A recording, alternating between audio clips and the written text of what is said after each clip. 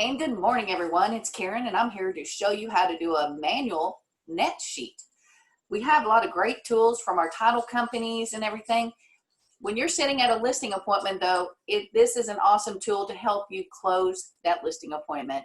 And when you can just run through the numbers and give them a pretty close estimate very quickly, what happens is you show that seller that you really understand your business. And I've used this for years. I love it. I do if we're getting an offer. We're going to use the more detailed version, those electronic versions, to make sure taxes and things are right. This is just a great tool when you go into a listing appointment and say the seller is really thinking his house is worth he or she is thinking their house is worth $325,000, and you wouldn't want to come in there with a calculated net sheet of 300 because they might think you don't believe you can sell their house for 325 and you hadn't had the opportunity to show them what the market is bearing at that time. So let's get started.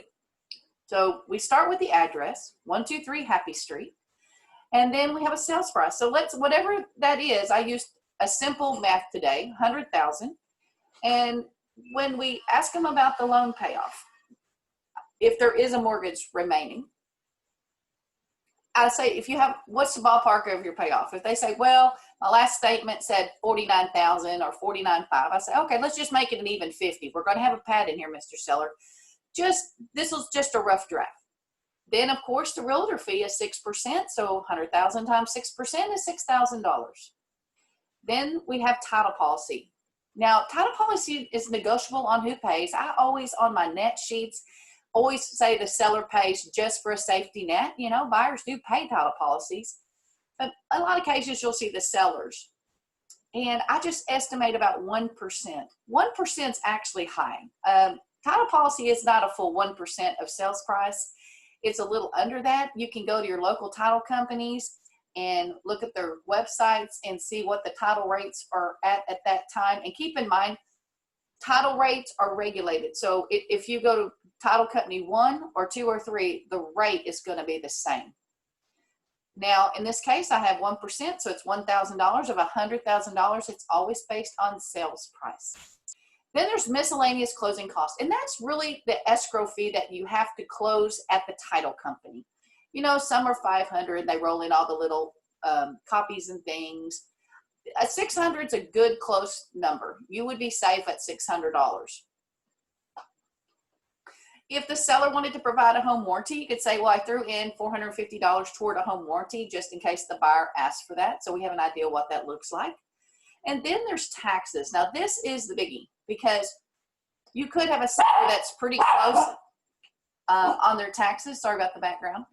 And you want to make sure that you calculate the taxes all the way to closing because taxes are paid in arrears. So if this seller has a loan, what happens is when they go to closing, it starts in January.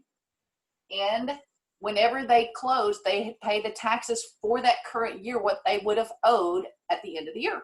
And in this case, let's say the taxes were $3,000 for this house. I looked it up on the Tax Rolls or Realist. Then I calculate it monthly. You could actually calculate it daily.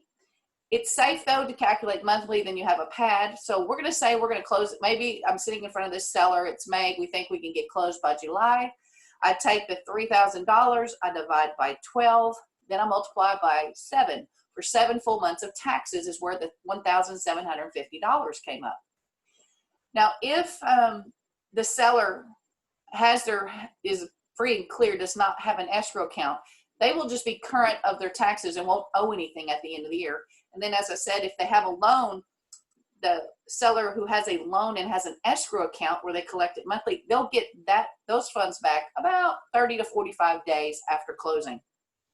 So you just start at the top and you take sales price minus loan payoff minus the realtor fee minus the title policy, then the closing costs, home warranty, and subtract the taxes, and then you have your net. That's how easy this is. It's a great tool. Hope this is helpful. Now keep in mind, this does not count any homeowners association fees, if there are some, because all houses are different, or transfer fees. They are not in this number. You want to have your seller call the HOA and ask for the resale package with the covenants and restrictions and all the items they need to transfer to the buyer if an HOA is in place. So they know that is going to be an additional fee that they have to pay. And if there's any capital improvements, some of our subdivisions have some large fees, not very many, very few, but you just want to know those numbers. It is not calculated in the sheet we did today. Well, hope this was helpful to you. Have a fabulous day and go do some net sheets. See you soon.